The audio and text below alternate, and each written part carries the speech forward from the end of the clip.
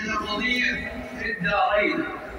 فيا أمة الإسلام اسمعوا لهذه الوصية وخذوها بجد وقوة وهمة وعزيمة، تنالوا العز والرفعة وتنقشع عنكم أسباب الذلة والعناء والهوان والشقاء. سبحان الله والحمد لله ولا إله إلا الله والله أكبر.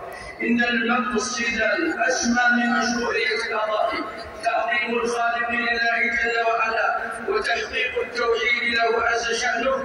يقول سبحانه: لن ينال الله لحومها ولا دماؤها ولكن يناله التقوى منكم، ومن كان مقتدرا فالأضحية عنه وعن أهل بيته متأكدة جدا وليست بواجبة عند عامة أهل العلم من الصحابة ومن بعدهم.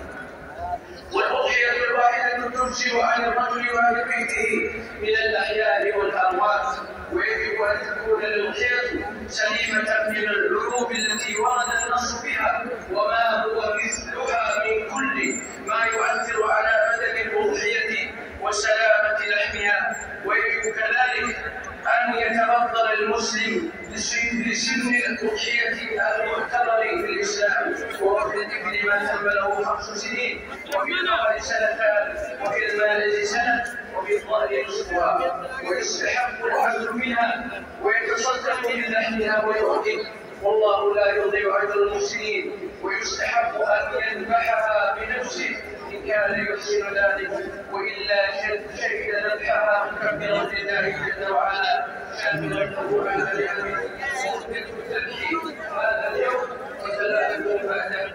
الله أكبر الله أكبر، لا إله إلا الله والله أكبر ولله الحمد. اللهم صل على نبينا محمد عدد ما ذكره الذاكرون وعدد ما نفى. اللهم اجعل أيامنا سرورا وحبورا. اللهم باعد علينا هذا العنان والحنين ونحن بأمن وأمان وطاعة وإحسان. اللهم فرج هموم المسلمين واجعل أيامهم آمرة بالخير والهدى والتقى، واجعل عليهم بالأمن والصلاح والفلاح